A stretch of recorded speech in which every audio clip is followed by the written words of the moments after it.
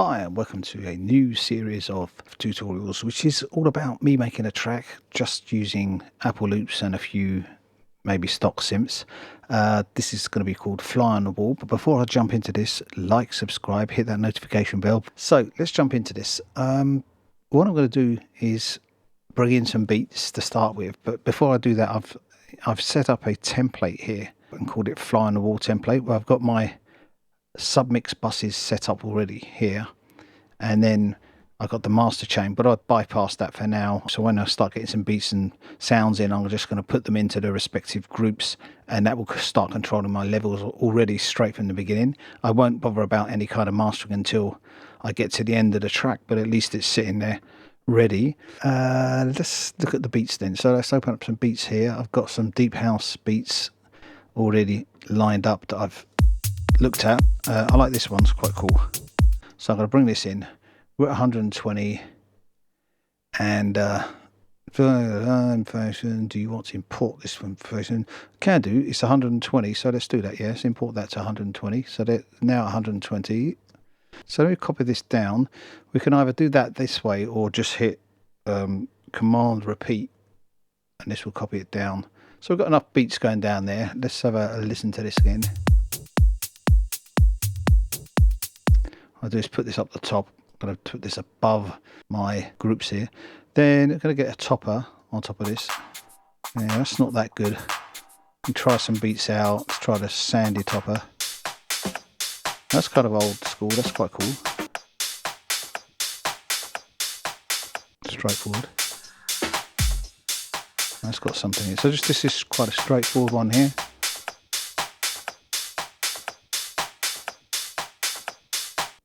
Copy that to number 9.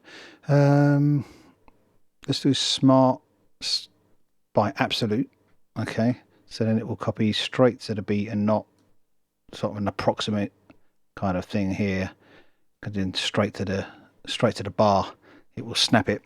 So I've got that. I can then repeat that. Command repeat again. Then have some kind of break here or something.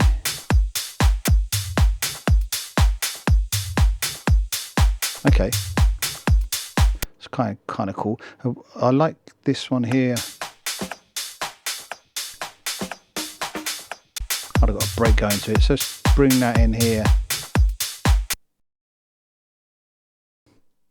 Just kind of shorten that here and shorten that there. Some kind of change going on there. That's cool.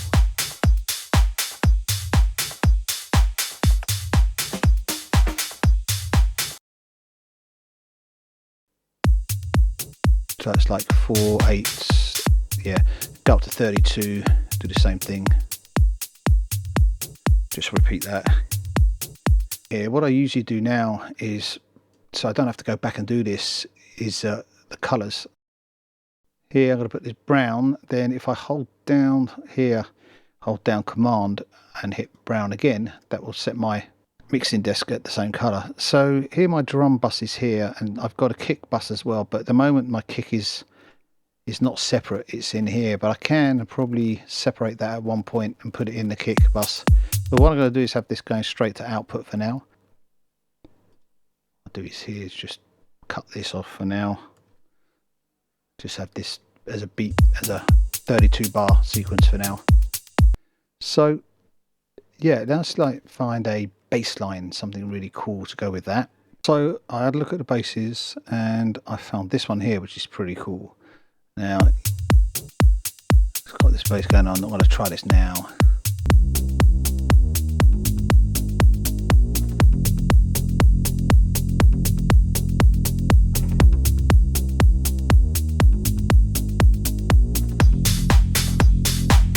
Although it's not started at the beginning of that loop, I'm going to put this in here.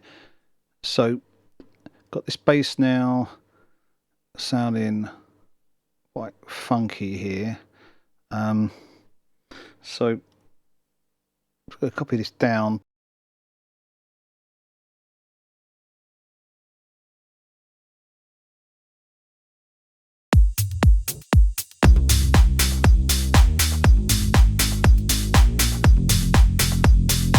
Put this blue.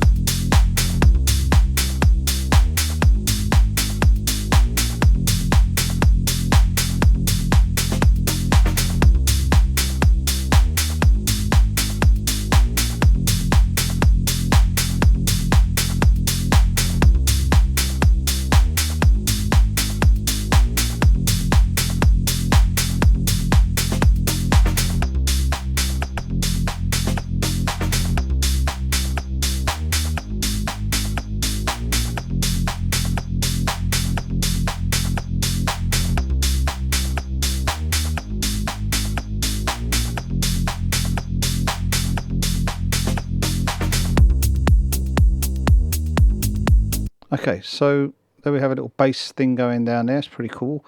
But like I said, I'm going to sort out this bass drum straight away here. And I kind of do this there's several ways of doing this, but I kind of like doing this old school style. And that is just cutting it and putting it on a track. So seeing I've got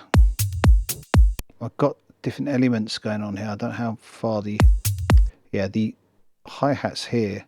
So what I can do to start with is bring up my scissors, hold down the out, separate all that on the actual thing itself, just create another track quickly, and then copy my bass drum down like so, and just see what I've got here. I think this has got something in like a hi-hat, like a snare or something. So what I'm going to do is go back to the beginning, get rid of this. I'm just going to go here and do this. So here we have, okay, that's good. The kick is on its Todd, on its own, for those who don't understand Todd.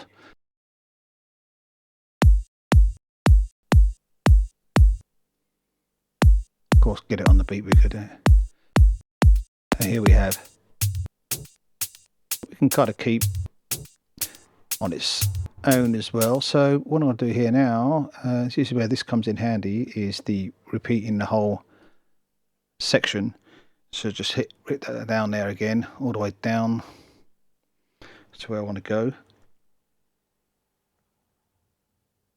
So this part here, it's kind of its own, just get rid of that, delete this part here as well.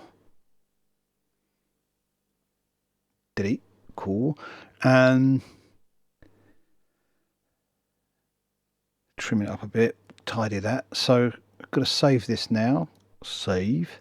And there I have the kick here. So I'm going to rename that kick or bass drum, like that. Then what I'll do is I'll name all these parts here, these tracks here, by just go click in here, and you've got the rename regions or regions by tracks, which is this shortcut here. So that would just then name all my regions after the track. Seeing that I changed it, and then I'm going to change the color on that and put that into my bass drum straight away. So we're going to start working with the sound now.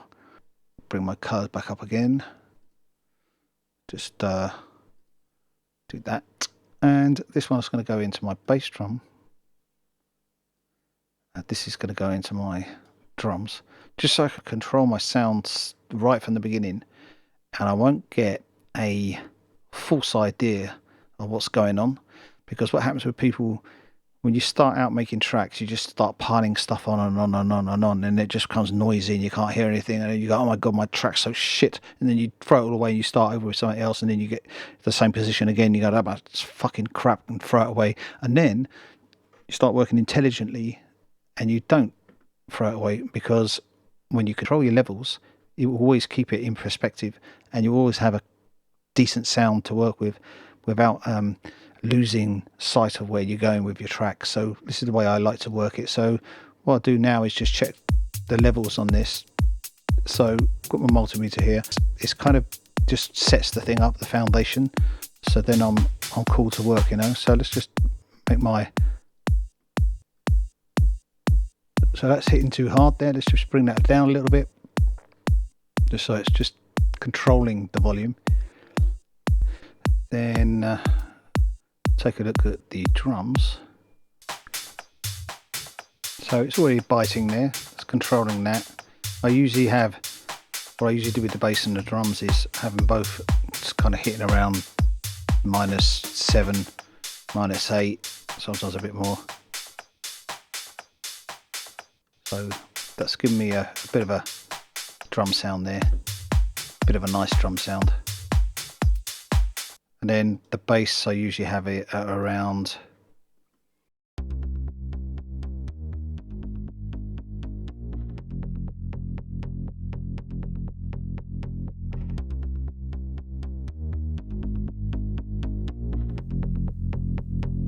around about -14.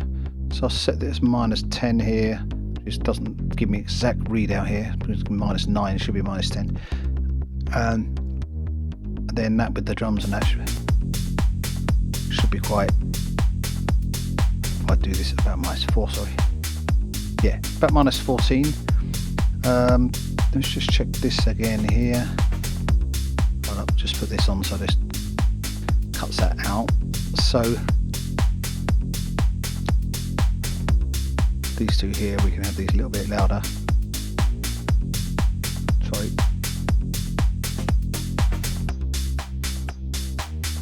Sorry.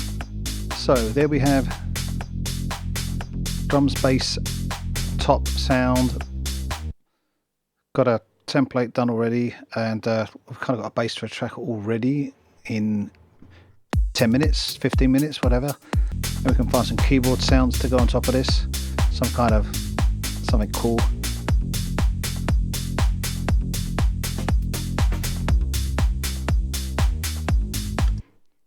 So yeah, there you have the start of the Fly on the Wall series, how to make a track really quickly with Apple loops and some stock plugins from Logic. So I hope you enjoyed this video. If you did, like, subscribe and leave some comments, and I will see you soon. Ciao.